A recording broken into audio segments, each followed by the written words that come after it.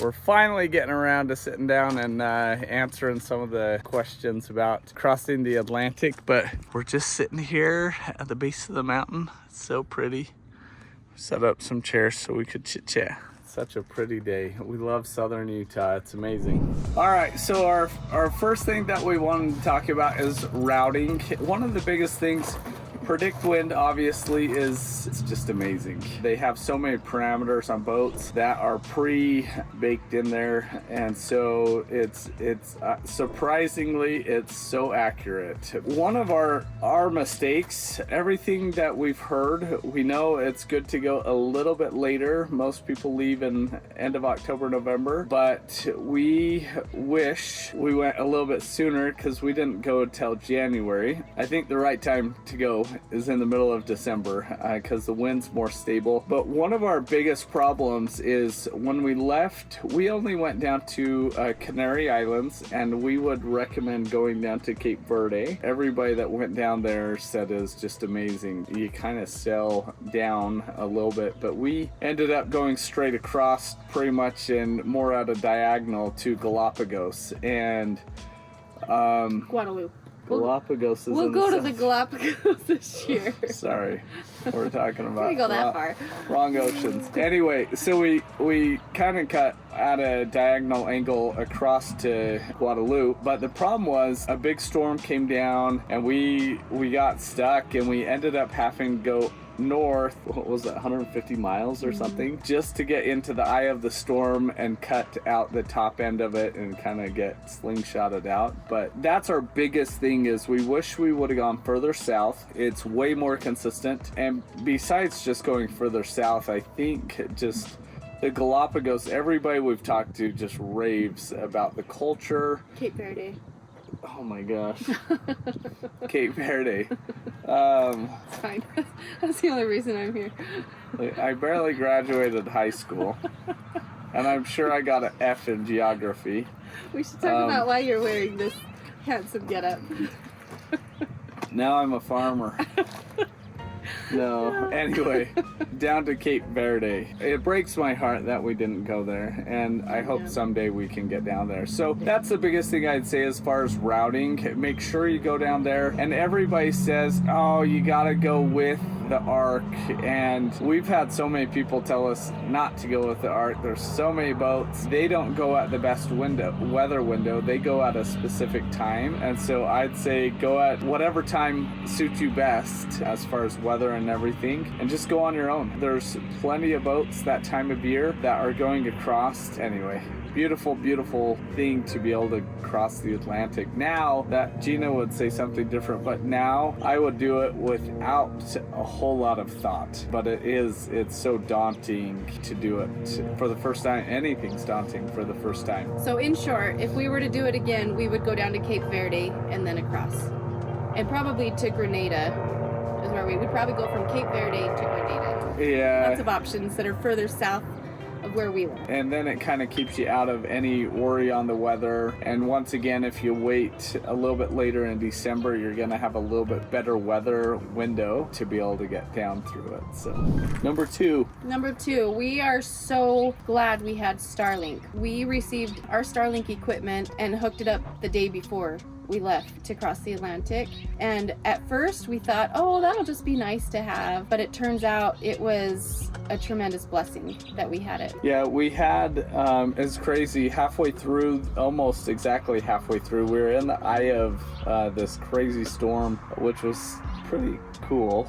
Like once we got in the eye of the storm, it was really cool you could see lightning all around us and stuff. But it was really calm right in the eye. We had to turn on the motors, but our autopilot went out. All of our wind instruments quit working. We were like tying dish towels to like try to figure out which direction the wind was coming from. Crazy. I want to cry. It has been just horrible. Our whole system went down. Luckily, luckily we had STARLINK, and I just made a quick post on Facebook, I believe, and like 10 minutes later someone just told me to unplug this little thing on our Wi-Fi box and reset everything, and voila. Just disconnect a cable, reset it, and it turned out to be like a non-event. Yeah. So our autopilot was back on, our wind instruments were working again, and it ended up not being a big deal. So then by the time we got out of the eye of the storm, we were okay. Okay, so number 3 is provisioning. I was worried about it, but I feel like we did pretty well. We used our fruit sling on the back deck and we filled it up. We did, since we were in some pretty rough seas, a lot of our fruit bounced out of our sling.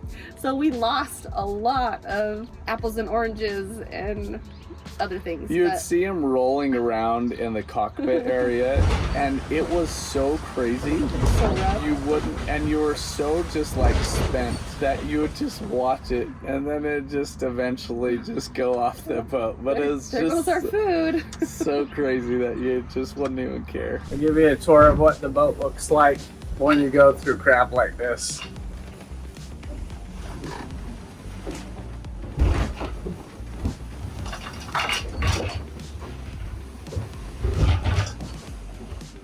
Ruby's roof fell down, ceiling.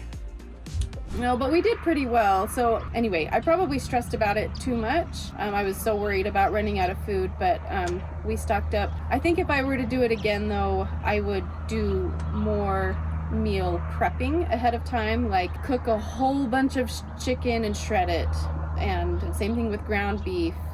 Cook a whole bunch and freeze it. Anyway, there's things that I would do differently as far as meal prepping ahead of time, but we ran out of, the last couple of days we ran out of eggs, we ran out of butter, we ran out of sugar, but for the most part we still had a lot of canned goods. But if our crossing would have taken any longer, we would have been living off of canned goods, because I think by the time we got to Guadalupe, by the time we finished our crossing, we were down to like a little cabbage. As far as our fresh stuff goes, we were down to like our little cabbage and a little squash or something like that, and then all of our canned stuff. A couple of things. I would totally recommend getting a few freeze-dried meals. We're in super rough seas, and it's hard to stand up on the boat, and so I would say get some freeze-dried meals, a few, and so that those days that it is bad, it's not that big of a deal, to at least get something inside to give you the energy and strength that you need. Because I know for me, some of those days I wasn't eating properly just because it is so wild, and I know I paid for it in having lack of energy because of it. A quick funny story that we laugh about, and I hope Hervé sees this. We as a family, the kids always laugh about the worst meal that we've had on the boat.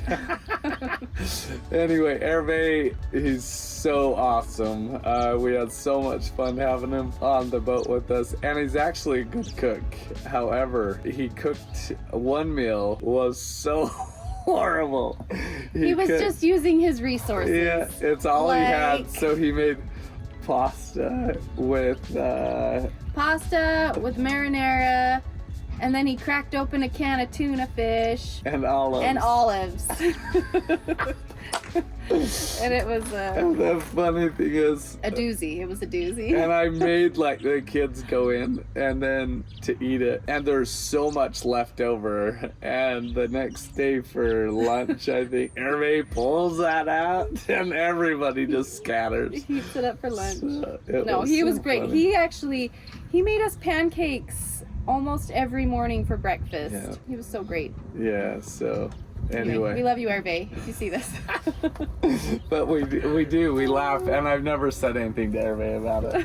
Sorry, we got cut off there. Gina is just saying the importance of clipping in and making sure that we're taking those extra precautions. And you're clear out in the middle of the Atlantic, and once we left land, we didn't see any other boats besides the last day. I saw one ship on AIS that was like, they're like 20 or so miles away, something like that. But yeah, we're going so fast, is uncomfortable, is scary. I've explained it to people as like driving next to a cliff. You know you're okay, but it's scary. Driving next to a cliff at full speed. Yeah, like Travis Pastrana going up Mount Washington. Yeah. That's like how it was. If you haven't seen it, that's an awesome video. Anyway, and what's the last thing? Creating a schedule Yes. for shifts so that nobody burns out day and night. So just making sure everybody has,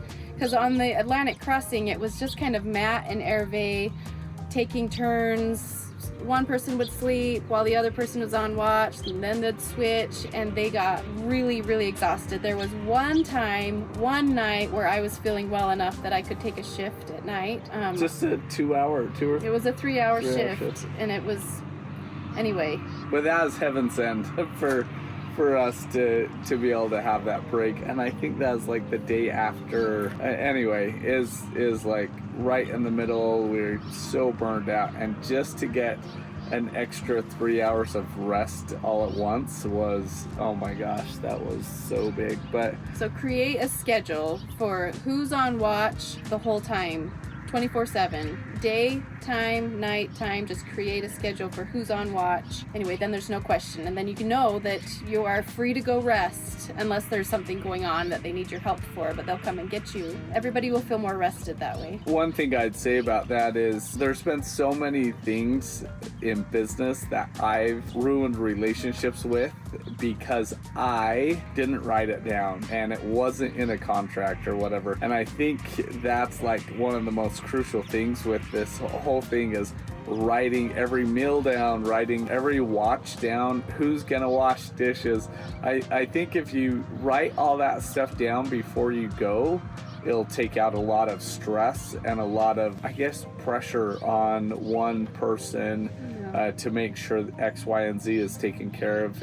But just write it down. Write down your schedule of exactly what it's going to be. Yeah, it's going to fluctuate a little bit. And another problem is once we started going, you're crossing time zones, and all of a sudden nobody knows what time it is, and so it's how do you do that? But just kind of work through it. But a big thing that I'd say, you know, it's scary to do these big things. And I heard a quote. I'm trying to think who it was by, but they're just talking about this Red Bull Rampage. One of the girls was talking about the feelings of fear.